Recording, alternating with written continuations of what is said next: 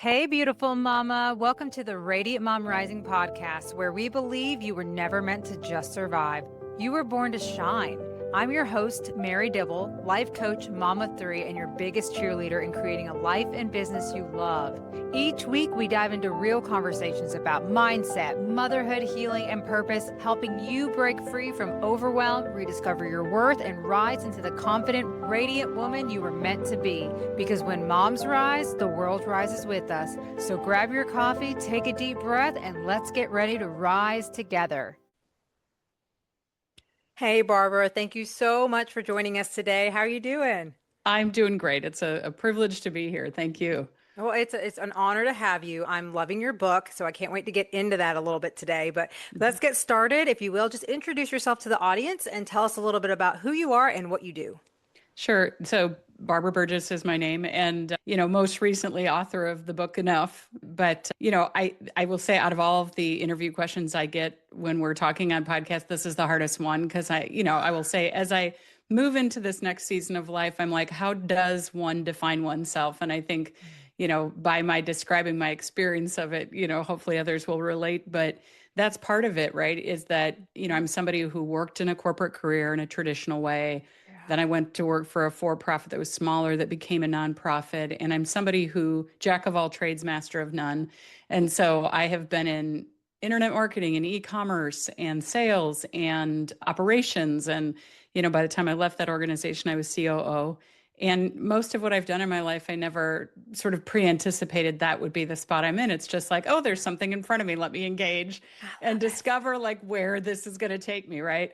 So, but the big shift I think say in this particular time has been, I left that company through about 4 years ago now and launched my own business, doing consulting and coaching and training and teaching and all kinds of things, and wrote this book and did a one-woman show. And I'm a mother of teenagers, and I'm a late in life mom because literally my friends' kids are working jobs. It's so bizarre. And I have a 16-year-old and a 14-year-old at home. So there's this real disconnect where like my body's ready to empty nest, but my reality is two humans needing a lot of love. And so all of that is who I am. And so it's hard to put, titles and things. Because I will say I'm a little bit allergic to, people pitching themselves at some level because, and you said it before we even got on, like what I love, my passion, what's in my heart is authenticity. It's being real. It's people who will just tell you this is how it really is, who aren't transactional humans. Like those are the things that make my heart so happy. Oh, wow. And I can imagine, like, with you being in the marketing and the financial operations and things like that, you've learned a lot. And I can see how that would would affect how you like to show up because it's great. And it's big part of my business structure and branding is like I don't like ever putting it that pressure. It's just like, I'm here. This is what I can do for you. It's you take it or leave it because at the end of the day, this isn't about me. It's about them and the transformation that they're looking for. And I'm there Yeah. to support that. But it's them who has to do the work, right? So it's Yes. it's a Yes. beautiful way to be. And I love this kind of conversations for moms, especially because like you being a late mom. So I have a 4 and a 6 and a 17-year-old. So I have a gap You in got the my gamut. Yes, I have the gamut. And then it's like I Yeah. also, became a mother later in life. So I'm gonna have that experience later on. So I'd love to hear more about like your journey. What has that been like for you as far as navigating that motherhood while trying to start your business, while even just being a working mom? Yeah. Okay. So I just got Yeah. teary as you were asking those questions. I'm like, okay, honey, what's God. going on here? Oh, But I I love. think I will get a little teary. I think there's so much in that, right?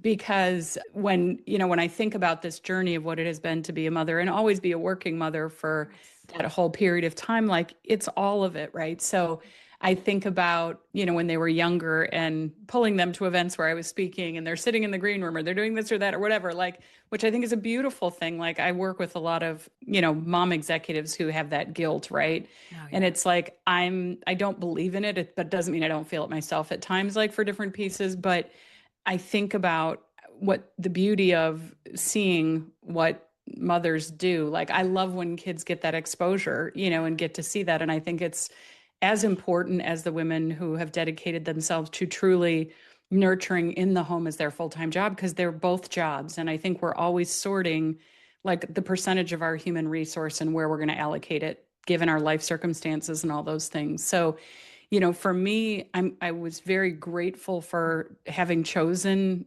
to have kids. I was grateful for really a lot of the benefits of being a later in life mom, because I had already seen a lot. Like, I remember being at a baseball game here in Chicago, and my friend, it was when texting was new, right? And my friend is in a massive screaming fight with her adolescent daughter via text. I hate you. I hate you too. But there's something beautiful about seeing that in advance, that when it comes, that's okay. Like, it's normal. It's part of the process. You're not a bad mother. It's how it goes, right?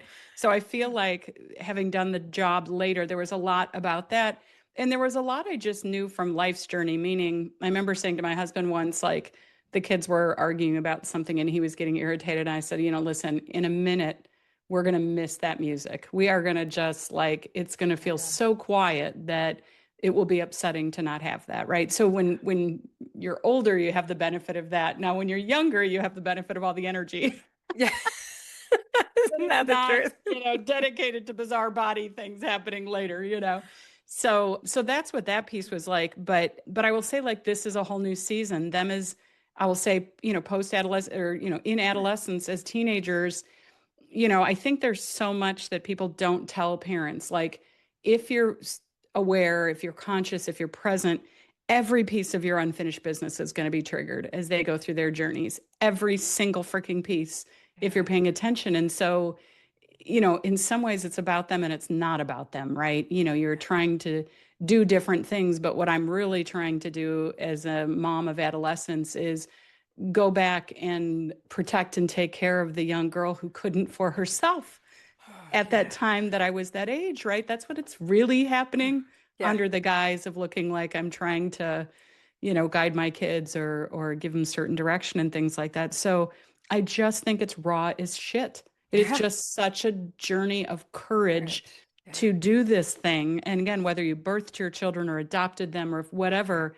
like, to really be responsible for another human along in the journey, it just takes more guts than I knew. And, oh my God, had I known what I've chosen it, I don't know. I would have thought I'm not strong enough, in some ways, but I'm super grateful I did, And so I do believe in that adage, like, we're given what we need at the time, but it doesn't mean you don't feel pain in your body huge times, or feel huge elation at different times when they do the loveliest thing, when, my son or daughter will ask me for a hug, when most of the time this is a time of separating, right? And you're like, oh, thank you. Yeah. Oh, yeah. I tell everyone all the time, like, my son, who's 17, like, he still hugs me and kisses me every night. He hugs all his siblings too. They love him. And I'm so grateful for that, because like what you were saying about, like, as a mom, like, you want to give them a different outcome, than what you went through as a teen. And I had a very horrible experience. I was doing drugs at his, before his age. I had already lost my virginity at a very early age. Like, I was wild, and I just was had such a low self-esteem, just not even knowing who I was, and just being able to, like, watch my son, like, thrive like he is. He's doing amazing. And the idea of him even touching alcohol or any drugs, like, is like so far gone. And he's just so good in his school, making straight A's, being in marching band. It's so beautiful to see that unfold. And it's such an important part of our journey. It's like, I think deep down what we strive for, even though they're going to still make their own mistakes, they're going to still go through what they're going through. And all we can do is do our best to prepare them. But at the end of the day, they still got to go through their crap, just like we had to.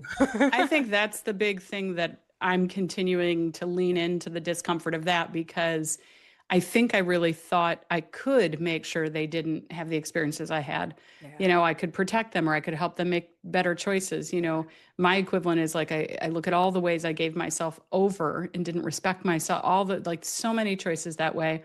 And they will make some of those choices. Like, that's what's been hard for me, is, like, it hasn't been like, oh, good, great, look, the polar opposite. It's like, no, that's all of it, right?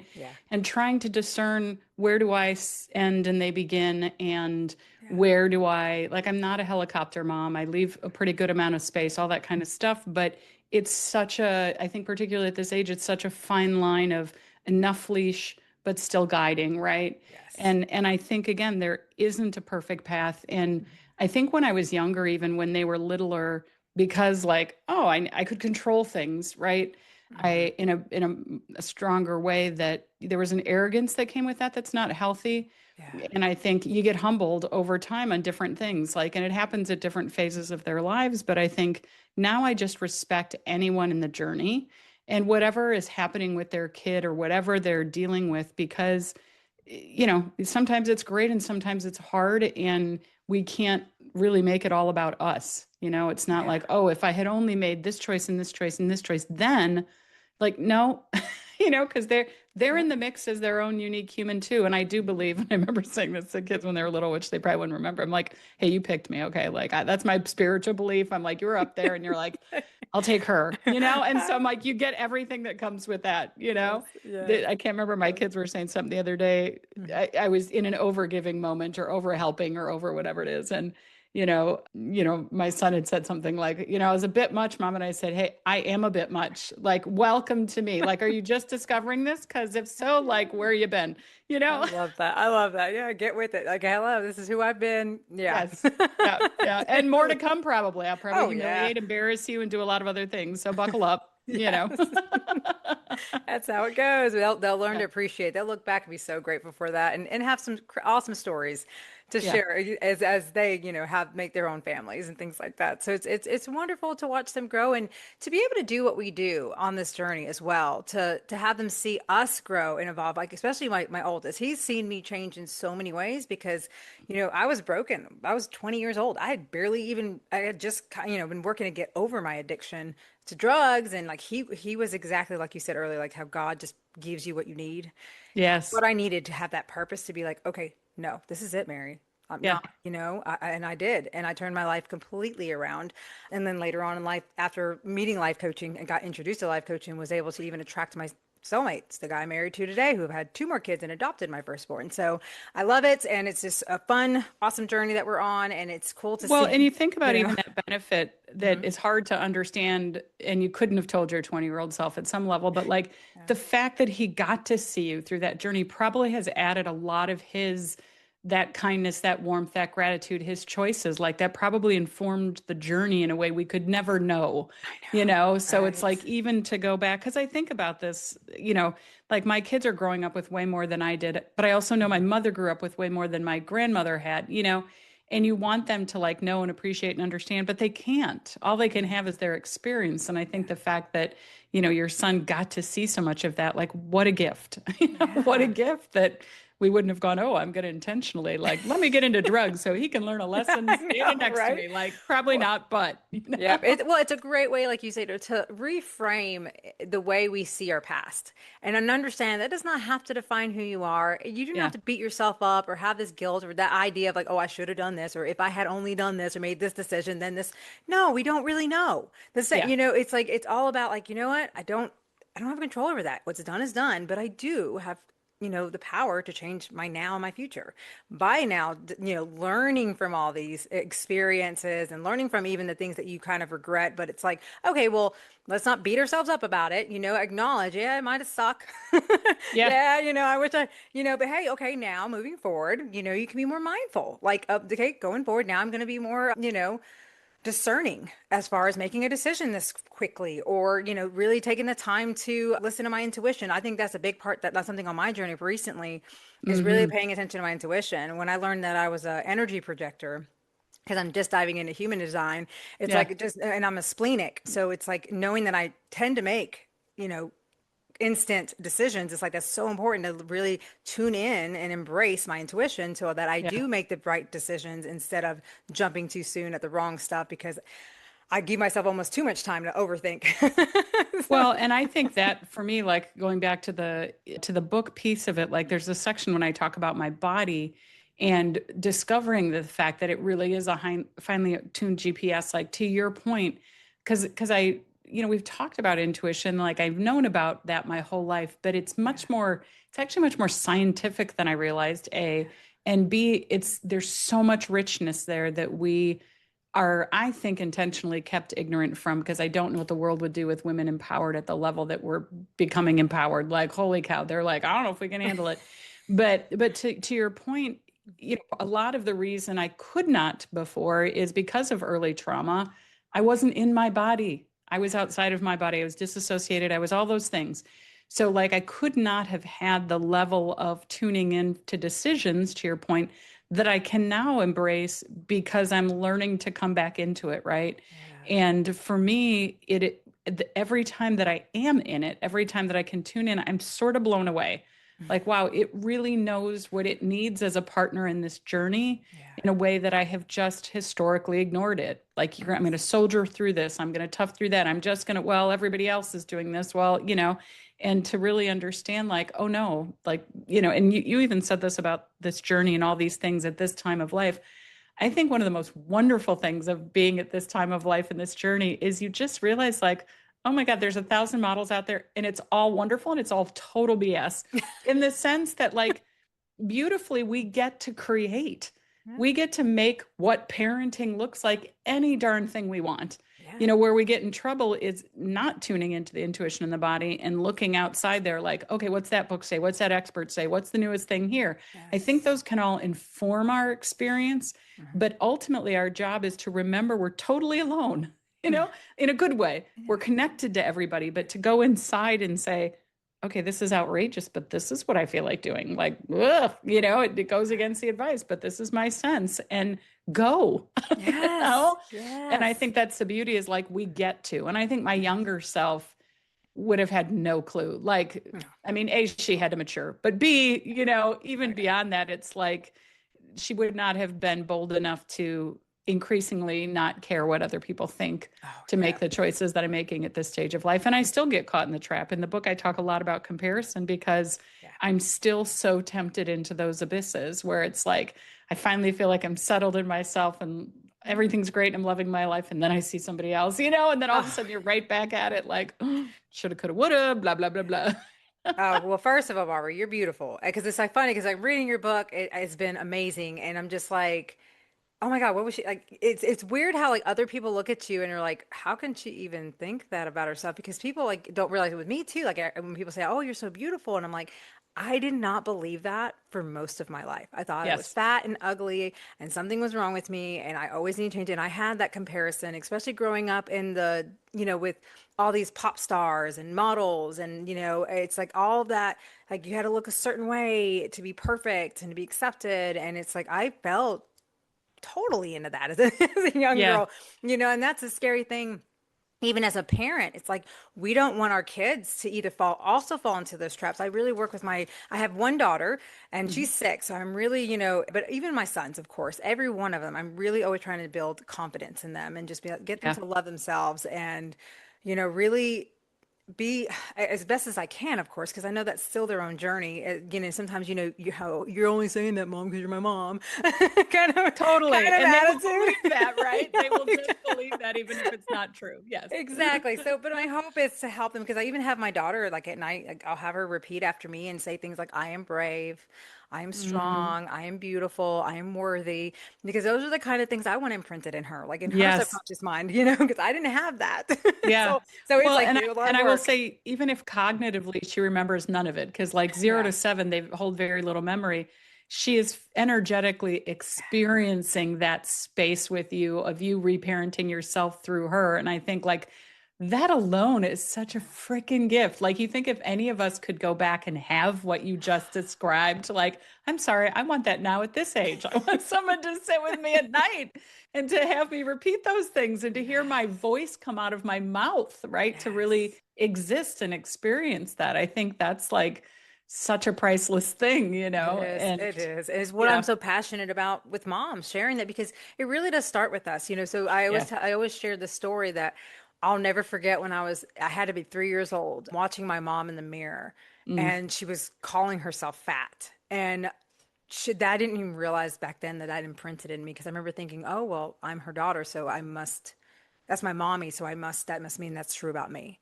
And yeah, I didn't realize how that imprinted on me into how my beliefs and how I saw myself as I got older. And so I feel like, oh my goodness, like I want to feel confident in myself and take yeah. care of me because they're watching. And Yes. what they see me doing, how I treat myself, how I talk about myself is how they're going to eventually talk about themselves. So I love to really work with moms about their self-talk because that's Yeah. huge. I mean, what you believe, you'll attract. And Yes. we create our own realities and a lot of times our own struggles and suffering because we don't really believe in what's possible, and we're just so bombarded with all that limitations and old beliefs that were put in us. And it's like it's so wonderful to be able to help others, like even be aware of that, because I Yeah. wasn't. That's what a life coach did for me. Like I had no idea Yes. the crap that I was causing for my own self, and then knowing that I didn't have to do that anymore. That's like, whew, that was such a relief. And it's not easy. It's the inner work is probably the hardest part. I feel like, especially as you get older, to really reprogramming all that and letting things go and opening up space to receive more when you've been believing something for so long, Yeah. without even realizing it and living on autopilot. So I love that you've worked on this and this book. I want to know like what led you to writing this because it's so wonderful. Well, it's like I know life is not always this way, but I really do. My felt experience of it was that it started writing itself. And what's Yeah. so fascinating is, so for folks who don't know the book, it's Yeah. the title is Enough, but there's two characters, enough and not enough in the book. And it is enough is this, I feel like character entity experience that came into my life, truly came in from an experience I had and then continued to show up for me. And then the more that she was around, the more I could see not enough and his talk and all that negativity around as well. But truly, I started capturing these stories. Like I would be sitting in a coffee shop and I'm just grabbing it. I'm writing it until the point where it was like, oh my God, this is a thing. I'm going to publish that. It was just sort of a knowing, right? Yeah. But what's interesting now is I published it last year, and now I have a deeper appreciation from doing podcasts and interviews and things like that, that I didn't understand how much I wrote it for me. I didn't really understand that. Like, even though I was experiencing these concepts, it was to have an embodied sense of teacher Yeah. living within me. It's like, in some of the Eastern religions, you talk about having a guru. And, okay, my guru became the book, it became me, in those ways. Love that. And part of it for me is like, again, I was in, read a lot, followed a lot of self-help for decades and decades and took courses and did all these things. But I think there's a point at which we become our own guide, and to your point, like I have had coaches that there's still phrases that were mic drops from them that live Yes. in my DNA, right? Yes. Yes. But at this stage of life, it really was something different, something that was emergent and something that continues to teach me regularly. And the true spark of it was the first story I share in the book, which was, being out in front of my house. I had, was cleaning stuff out and pulled out, kids' sidewalk chalk and an old jar because it had been sitting there. And I'm like, should I throw this away? Do I give it away? Do I whatever? And I just threw it on, we're in the city. I threw it on the sidewalk in front of our house and, was out working on my laptop on the porch. But we have kind of like a deep porch so you can't see from the street. Mhm. And I heard, and I had written on the sidewalk, like, please write, chalk, or draw. Like, just hello, anybody that wants to use this, use it. Because my kids were a little older, right? And sure enough, I hear, what I think is a little boy. Like, I never did see these two humans, but, a little boy like tugging on mom's. They like, please, can I please? And, clearly she's on the phone. Clearly she's distracted, as we all are, right? Mhm. But she gives in, and you can hear him just drawing, like from where I'm sitting. And it was just this sweetness of him talking to himself in a way that like your kids probably do and have done, but we don't have a sense of that sort of freedom and joy as adults ourselves. But he would, oh, a little more blue here, oh, a little bit, like he just had this thing. And I thought, oh my gosh, this is just amazing. But I'm imagining as a mother that it's going to be a scribble when I go look at it later and whatever. But how dear, you appreciate it, right? Yeah. And to get the thing started, I had drawn these colorful circles thinking like I'll kick it off, like I'll, whatever. Yeah. So I just made these circles, filled them in. And I finally hear their voices, leave or whatever. And I'm like, oh, I think it's safe to like pop down. And so I literally, kind of traipse down the stairs. And I'm not exaggerating. I looked down and I couldn't move. Tears came to my eyes. I was just like profoundly struck because this boy had taken those circles and he had put like rings around them and turned them into planets like Saturn, like pictures, I like, love that. and it was unbelievable. So on my sidewalk in that moment is this gorgeousness that I could not have ever anticipated that reminded me like I remember when I was younger and you first saw like pictures of space and they were art, and they still are. I still think it's amazing. Yeah. And I had this felt experience at that point in time where I was like, I didn't move. And all of a sudden, these tears just spring to my eye, and I'm standing there just crying. And I had this felt sense in my body like I was being hugged, like something was embracing me. And that was what I called enough. It was just this profound experience moment of that sense of Yeah. knowing, inside my physical body that I am enough, that there's this experience. And the fact that it was not like, this was not an expensive concert ticket. This was not, Mhm. there was no, it was me getting rid of something I wasn't going to use and Yes. some little human turning that into a profound experience of beauty. And once that happened, it was literally like the door opened, and all of a sudden, I couldn't unsee a lot of other experiences like that were happening in my life and that started teaching me what mattered, Yeah. what didn't matter, but in a different way. Like you might cognitively know if you've done any self help, you're like, I get it. I know how to work my core mistaken beliefs. I know how to, blah, blah. But it was Yes. different. It was embodied in a way. Yes. Oh my goodness. That's just such a beautiful story, Barbara. I loved it when I read about that. I'm like, even got me teary-eyed because it's like it is sometimes the simple little things that mean so much. And we are so hard on ourselves as well when you just hear the word enough. Like that's a huge part of what I see, and I know I've experienced is just not feeling like we're good enough, like or that we're Yeah. doing enough. And to get that embodiment of like knowing that, yeah, you're not just more than enough, but you're doing more than enough. And Yeah. I tell people it's like we got to learn to honor where we are and stop trying. I mean, don't get me wrong. I think it's beautiful to want more. Always Yes. be striving for more. Yes. Absolutely. That is your right. You are what you are worthy of that. That is great. But there's also that part of being like, okay, just because it's not there yet doesn't mean you have to dwell or be upset or feel like you're a failure or you're not doing enough. It's more of like, okay, let's just keep moving forward and keep allowing things to just unfold in the way they're meant to. Let's look at this differently and just understand that everything's preparing you for what's meant for you. Well, And so, and you know, to your yeah. point, like ironically, my experience has been Hmm. my real lived experience has Yeah. been the more that I have allowed, increasingly accepted the fact that I need to change nothing right now. I talk in the book about change as an option, not an imperative. Yes. I always thought it was an imperative. Just to your point of I'm fat, I better lose weight. I'm not making enough. I better do this. I better achieve more. My Hmm. podcast better do this. My book should blah, blah, blah, blah, like all of that stuff, right? So choosing not to play that game, choosing to really increasingly accept, like, no, like literally, if no thing ever changed again, Hmm. there is a magnificence beyond anything I could feel, see, or hear, think from a spiritual perspective, I believe right now. Like there is a communion in this conversation we're Yeah. having that is once in a lifetime thing that will never happen again. Yeah. And we just forget, we don't notice, we all those things, right? But to your point, the more that I found that I can allow that, I do more things. I actually risk more because given that solid base, Yeah. given that solid core and foundation, it is safer. I think about the parenting example, right?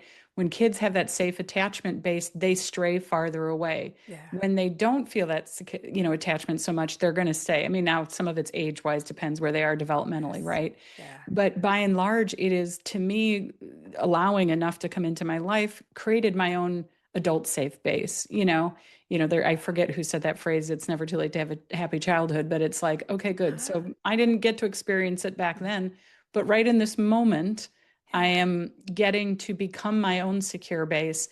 And I will say, like, the moment that I had that experience, I didn't intend to write a book. I didn't intend to write and perform this one woman show. I didn't, like, none of that was on my radar. Yeah. And all of that happened within rapid fire time. But it was from the opposite. It wasn't from going, I should, I could, I've gotta, like, here's the Yeah. next thing, here's my goal. And again, I think goals are great too, Mhm. in so much as they are almost an overflow of our essence and desire, but Yes. not when they are a should, and not when they're because everybody else, or not when they are Yes. disconnected from that core, kind of Yes. emergence.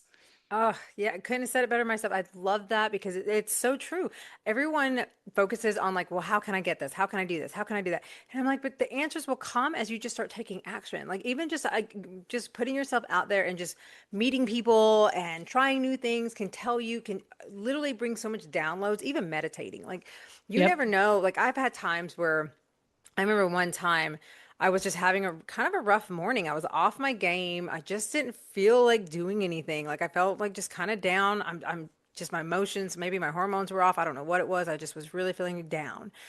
And I remember an advice that I gave someone literally earlier in the week where I told her because she was also struggling and she was just like, I have all these things I want to do, but then I just talk myself out of it because I just don't feel like doing anything. And I said, well, how about when you're feeling that way, just give yourself like 5 minutes of just tuning into something that lights you up. Something, whether it's a podcast, reading a book, or watching one of your courses. If you have something that you've been kind of behind on doing, just give it 5 minutes and then see how you feel. Because I said, Hmm. if you still feel that way, then okay, maybe you need to respect that, honor it, and be like, this is my decision. I'm good. I'm gonna take a rest day, whatever.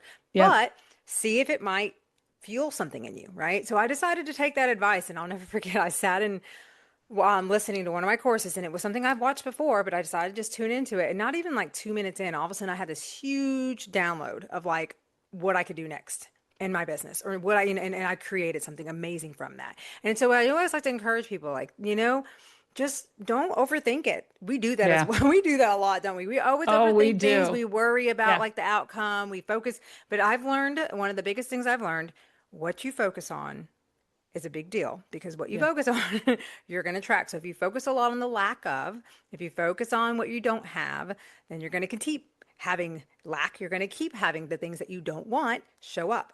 So I've been really working to myself, just being aware of that. Of like, Yeah. where's my focus? Where's my energy? Because how you show up with your energy is really going to make all the difference in what shows up for you.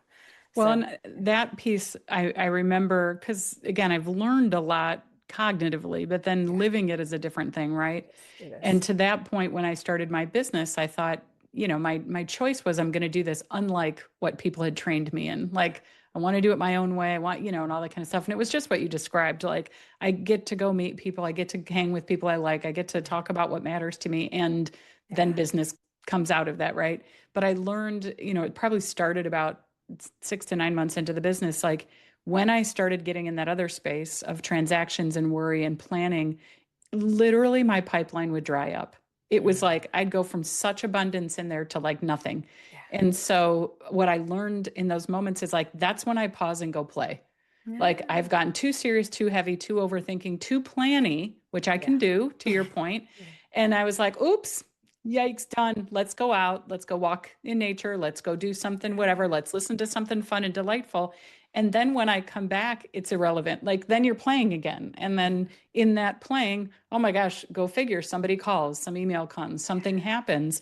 And it isn't connected to the activity. I think that's a lot of the training I had gotten early in my life. It's like, there's this phrase of activity begets activity, but it doesn't mean it's connected. It's like, no, just moving towards something that delights you and inspires you naturally brings more to you that you want. It's just not always exactly how you think and Yeah. plan and all that kind of Yeah. stuff. But it's one to, I feel like, to constantly keep going back to remember, Yes. for the next level of stuff. Cause I think also like Yeah. the more I discover I can do, the more my desires grow. It's like, oh, now I Yes. want even more of that thing, or whatever it is. So, yeah. Yes, exactly. And even things like that that's foreign to you gets easier and easier. Like Yeah. even especially with building your confidence, you're never going to build it, hiding away. You've Yeah. got to get out there and face it and be courageous because it's not easy. Yeah, you're probably going to still I remember me. I mean, I still stumble on my words. Like I've gotten better over Yeah. time of doing this, but it's like in the beginning, oh my goodness, I always stuttered, whatever, but at the same time, I'm also like enjoying that part of like, you know what? I get to do it messy and that's okay because Yes. I just want to lead by example. I want to show the moms like, look, I'm not perfect either, but I'm still doing it. So if I can do it, so can you. And if they can succeed, so can I. Like, so can all of us. So it's like that is just part of this growth that happens, like you say, when you just take one little step at a time and just do it. Well, Just, and to your point, like even when I was, and I said this when we got on before we were live, but yeah. writing the book itself, like part of what was challenging after I had submitted it was all of a sudden you're reading it with fresh eyes. You're reading it, I just have completed the audio book version of the book, but all of a sudden you're like, oh, wait, I would rearrange, I would do all that kind of stuff. But the beauty of the book, like, because it was about the topic it was, because it was about enough, it's like, no, honey, like we could go redo it, make it perfect. And all of that time would have not been spent doing whatever you're playing with next. Right. Mm-hmm. And so I feel like, it's so easy to get caught in that trap. And I think the beauty is the imperfection.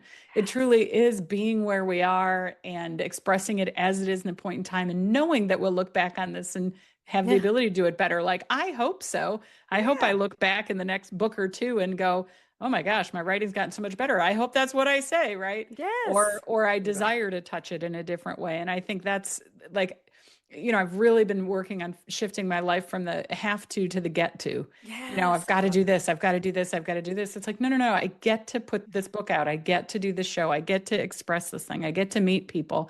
I get to have it go well, and I get to have it be a hot freaking mess, because all of it is part of the journey. And you said earlier, I loved what you were saying about our story. Like, that's the thing we get to reclaim that no one else gets a right to. They could try to tell our story, but we are the only ones that get to frame that narrative from our insides out and choose what it means to us. Like, everybody could write 50 versions of our book, but we own the original copy, and we're the only Yes. ones that get to author, approve, edit, and put our Yes. stamp on it. And that gets to be written all the time, to your point. Like, I get to rewrite those choices I made that I still feel upset about in my early childhood or adolescence. I get to rewrite those as part of the teachers that they were, that I could not have seen when I was Yes. there doing those things, right? That I can only now appreciate through the eyes that exist now. And I think that's part of where we take back our power, right? It truly is. It truly is. I mean, it's just a beautiful thing to be able to take back that control and to know that we get to change our story. But I love when you say that, I want to put it out there for anyone listening to. It's like that right there is exactly why you're so unique and that someone out there needs what you have to offer.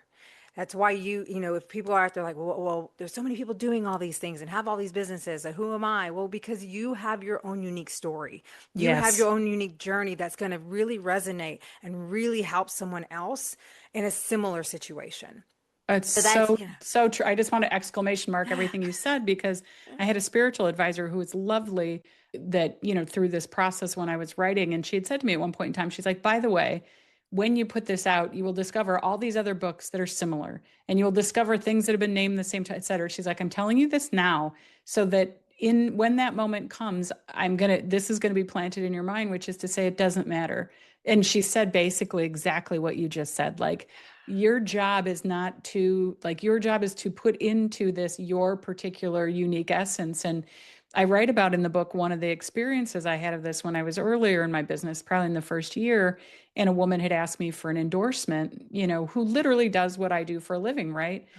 And like, all of my training historically in corporations and things like that would have been like, she's your competitor, you don't endorse her, it's for the exact same thing, how could you do that, da da da da. But like, every part of my DNA wanted to. I love this woman. She's fantastic. If I needed my services, I'd hire her. yeah. She's that good and has a lot of experience, is also authentic, all these kinds of things. And I remember that choice point, and this was enough, like, living with me in that moment where she's like, honey, who cares?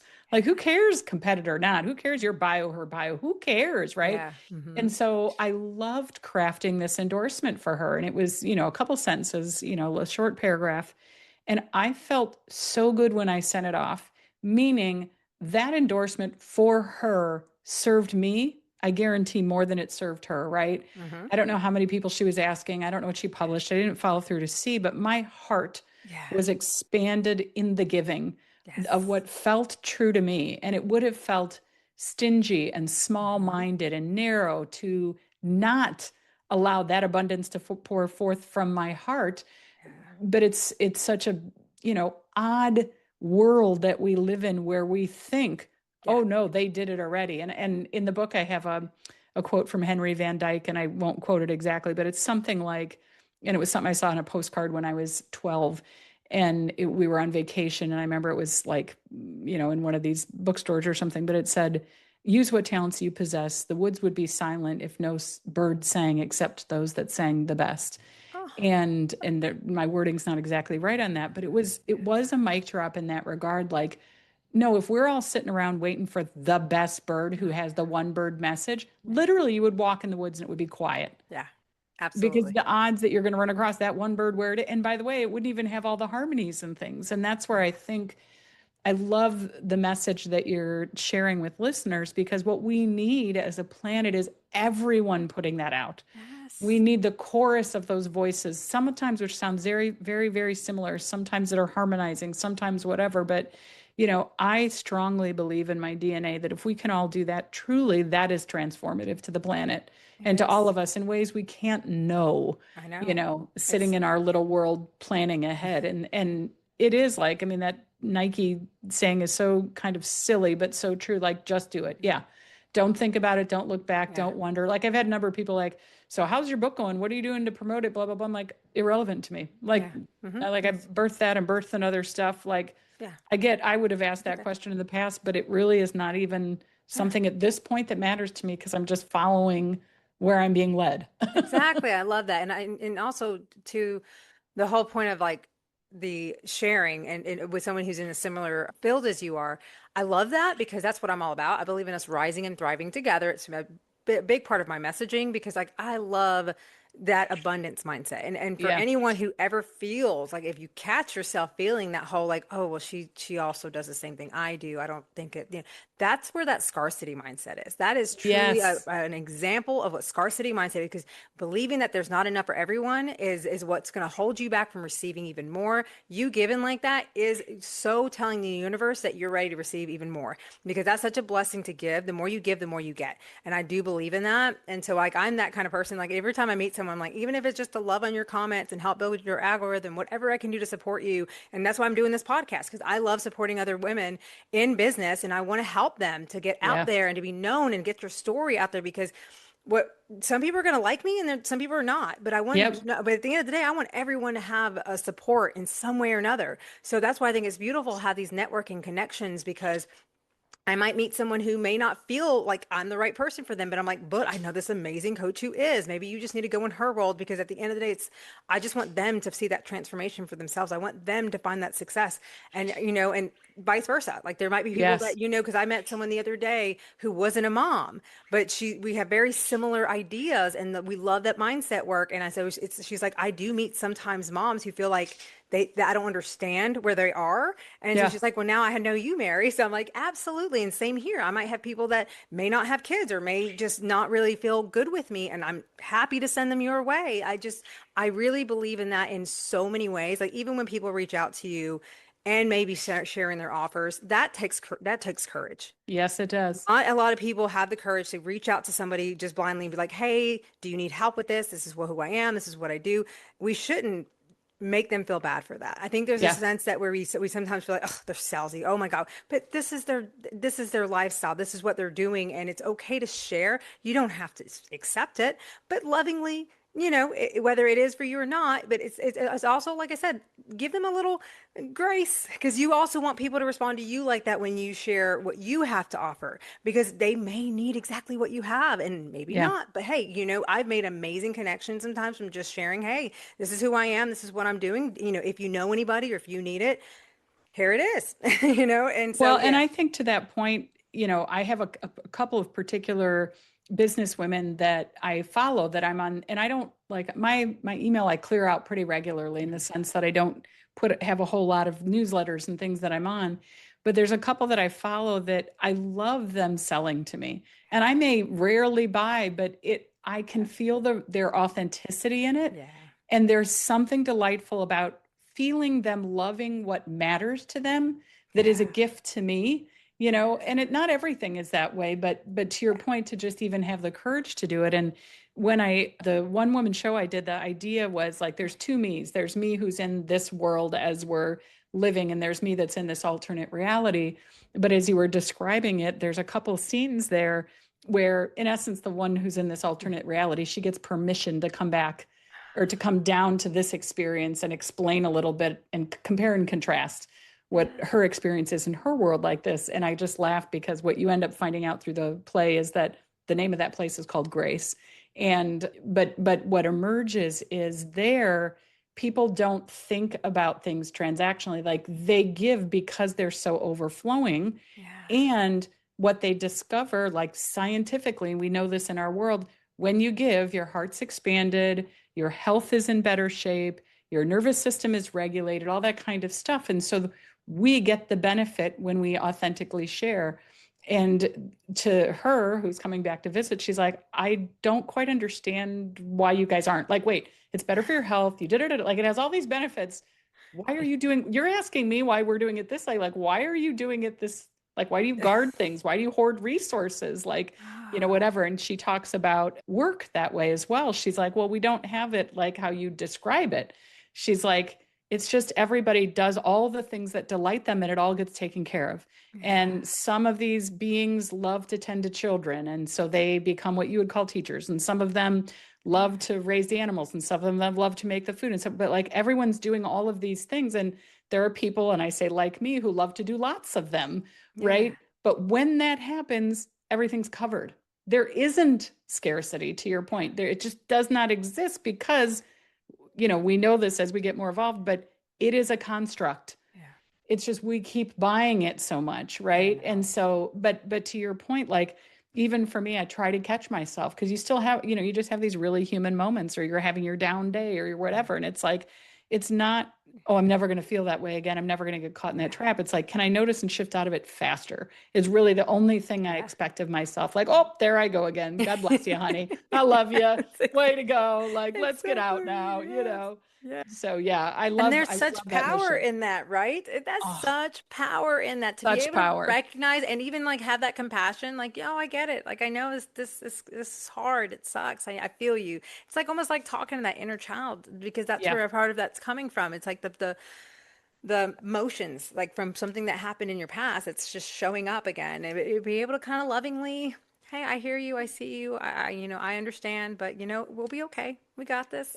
And to that, like, this is part of what I have loved about being a mom. I remember this, my kids went to a private school, and I remember, God, I was so judgy of all of these moms because, like, I'm sorry, they were in, it's kind of like what you were describing about being around the famous, they're all, their perfect jobs and their perfect outfits and their perfect yoga pants. Says I didn't look like them. Like, I'm shorter, I'm heavier, I'm all like, it just didn't fit the profile, right? So it's so easy to sit back or whatever. But there was this ethos of like, how are you? I'm great. This Johnny's doing this, Susie's doing, all that kind of stuff. And I remember making this choice for myself. I'm like, I'm just going to be real, like, period. So if somebody asks me, so I remember like, a parent would ask me like, how are you doing? I'm like, I'm having a time. Like, this is going well, but I'm really struggling with this piece and da da da da. And I don't know, and then all of a sudden they'd open up and all of a sudden you'd hear the like it was almost like by me being real, it was an invitation to them that they didn't have to do that facade, right? And then yes, there are still some people that are so superficial when I discover them that I'm like, yeah, not my people. But so often I was delighted. Like, I remember in particular, there's this one woman who super tall, blonde, leg, the whole thing, right? And like I think European, married to a European, I don't know, like has all, all of my mystique. But I caught myself like, man, I am just judging. So I intentionally, like at the pickup, line, I was like, I'm just going to talk to her. I'm just going to go up and I'm going to talk to her. Oh my gosh, if she wasn't the warmest, kindest human, like to this point, if I saw her on the street, our kids were in a little toddler class for a minute, we would still warmly greet each other, da da da, like we always had eyes on each other because of these little real conversations. And it was just my BS that was in the way of me really being with myself and then therefore being with her as a mom and a parent. And I think the more that we can be real that way, the more we give other people permission. And that's what I hear you inviting your listeners to is like, sing your song, do your thing, be your person, because it not only contributes, it draws that out in other people as well. Yeah, which is powerful and it can help so much make that difference that you're wanting to make. I mean, it's exactly the way to be. But yeah, I know it's a challenge. So that's why people like me and Barbara are here for you. And speaking of Barbara, if someone was listening and wanted to learn more about you and your services that you offer, where's the best place for them to go find you? Yeah, for the services I do, my business name is Corluma, CORLUMA.com. And it's core for heart, luma for light. So Love it's where that. heart meets light, but applied to businesses and all those kinds of things. But also within that website, there's beenough.com, a landing page that has about the book and, a little newsletter that has some very short, weekly inspirational messages, that go for, I think, 6 months. So, but those are the two main places to find me. Well, that's awesome. And I'm telling you guys, get a copy of her book. It's amazing. And it's so eye-opening, the perspective that it gives you. Oh my gosh, it's mind-blowing. I love it, Well, love and it, if love you're it. looking for the book, look for Enough by Barbara Burgess, like on Amazon or Barnes and Noble or whatever Yes, those things, because there are a few books called Enough. absolutely. And I'll make sure all your links, of course, are in the show notes for anyone just to click and go and connect with you today and just be supported. And I always open the floor too. Is there any final piece of advice that you'd like to give the listeners today? Gosh, if I had to pick one thing, I think it would be the message that I feel like I got to receive out of the book, which is we are enough, we have enough, we get to do everything and there's nothing we have to do beyond exactly us in this moment. Absolutely. And I love it because, oh, yeah, earlier I wanted to say that when you were talking about that we get to do that, I even shifted, even cleaning my house, even doing chores from I have to do this to I get to. I have a beautiful family, a house. Yes, it's messy, and sometimes that's okay to let it be messy. But you know what? At the end of the day, when I'm cleaning and doing that, I get to do that. I have that I privilege of do that having that. making my Yeah, bed I though, to your do. point. It's these little micro moments because I was like bitching and complaining about, but I love a beautifully made bed. It is a gift to myself. No one else is. And so like when I smooth it and when I make it just neat, I'm like, that's all for me. Like I'm giving Yes. myself this wonderful gift. But yes, I get to even in the household chores. Yes, I love it. I love Barbara. I cannot thank you enough for everything you shared, for your amazing energy, and just being the beautiful soul that you are and all that you do. Like you are doing incredible things. I can't wait for you to bring out more books. I see that for your future and everything else you're working on in your consultation business. I am just so excited for you and just truly grateful that we got to cross paths. Thank you, Mary. And I'm going to say to be continued. This has to be the beginning, not the end. Absolutely. I look forward to any future collaborations that we get to do. Yeah. Thank Thank you. you. Thanks for tuning in. If you enjoyed today's episode, be sure to subscribe below, follow along, and always leave a comment. Tell me what was your favorite takeaway. What are some things that are coming up for you through these conversations? I really love to hear from my listeners and know that I'm always here for you. If anyone listening is ready to take action and really follow through and implement the goals that you set out for, as well as work on that mindset and really step into your full potential and the CEO of your life, then I invite you, schedule your free 1 hour limitless mom strategy call with me while they're available. And let's explore where you are, where you want to be, and how we can bridge that gap together. I can't thank you all enough for tuning in each week. Always remember, until next time, keep rising, keep shining, and keep believing in everything that is available for you, Mama. You are worthy, you deserve it, and I'm so grateful to be walking this journey alongside you. Much love.